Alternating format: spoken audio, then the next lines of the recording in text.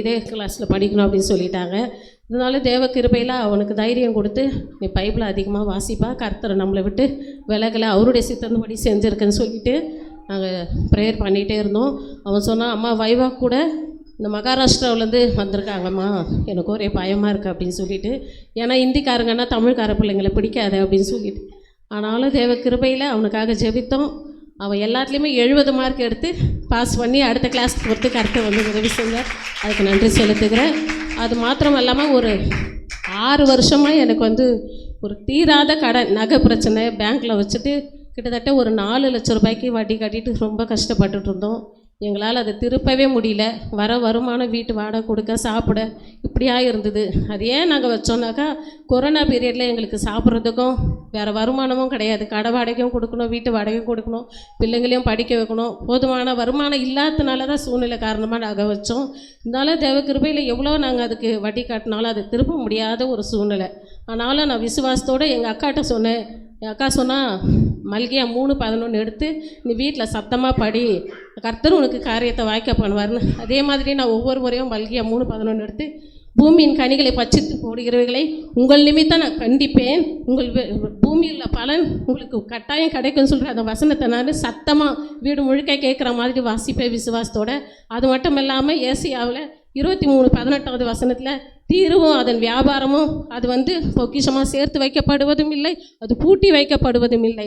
அதனுடைய விளைவை நீங்கள் சாப்பிடுவீங்க, நல்ல வஸ்திரம் தரிப்பீங்க, சுகமாக இருப்பீங்க. அந்த வசனத்தை விசுவாசமாக படித்தேன்.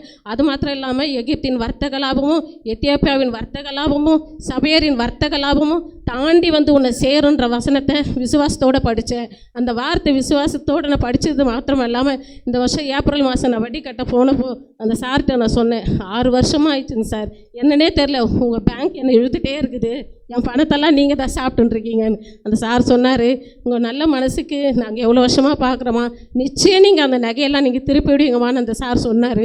அவர் சொல்லிட்டு வந்த மறு மாதமே அற்புதமாக என் தேவன் 1 பைசா கூட கடன் இல்லாமல் 10 லட்ச ரூபாய் எனக்கு இனாமாக கிடச்சிது. 10 லட்ச ரூபாவை கொண்டு நான் எல்லா கடனையும் அடைச்சிட்டு என் பிள்ளைகளுக்கும் தேவையானதெல்லாம் வாங்கி கொடுத்து கர்த்தர் என்னை சம்பூர்ணமாக, கடனே இல்லாத கர்த்தர் என்னை நடத்துனதுக்கு ஒரு கோடி ஸ்தோத்திரங்களை சொல்கிறேன். அவர் ஒருவருக்கே மகிமை உண்டாகட்டும்.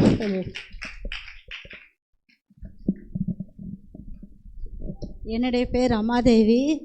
சென்ற ஆண்டு அம்மா எல்லாருக்கும் முத்தாக தான் போடும். ஆனால் முத்தாக போட்டு முகம் ஃபுல்லாக, உடம்பு ஃபுல்லாகவும் ரணமாக இருந்தது. யோபு சொன்னது போல் சீவுமாக அந்த ரத்தமாக எனக்கு ஏதாவது பண்ணிக்கலாமா கூட ஒரு தொடுச்சு. அந்த அளவுக்கு என்னால் ஏசப்பா தாங்க முடியாது. என்னப்பா யோபின் சிறையிருப்பை எப்போ மாற்றுது போலப்பா, எனக்கு எப்படியோ என் முகத்தில் ஒரு துளி கூட ஒரு புண்ணு ஒரு காயங்களும் தெரியக்கூடாதுன்னு சொன்னேன். அதுக்கேற்ற போல் இப்போ கூட பாருங்க, என் முகமானது ஒரு புள்ளி கூட காட்டாத அளவுக்கு எவ்வளோ அந்த யோபின் சிறப்பை மாற்றி எப்படி குழந்தையின் மாமிசத்தை கொடுத்தாரோ அதே போல் கொடுத்துருக்காரு. முன்பை காட்டின இன்னமும் பிரகாசமாக என்னை வச்சுருக்காரு. அது மட்டும் இல்லை, மார்பகத்தில் ஒரு கேன்சர் கட்டின்னு சொல்லிட்டாங்க. ஆனால் அதே பலவீனம் ரொம்ப என்னால் நடக்கவும் நிற்கவும் முடியாது, சாப்பாடு செய்யக்கூட முடியாது, வேலைக்கு போகவும் தெம்பில்லாத இருந்தது. ஆனாலும் அந்த கேன்சர் கட்டி இல்லாத ஆக்கிட்டு அந்த முற்றிலுமாக மறைய வச்சார். அதற்காக கோடான கோடி நன்றி.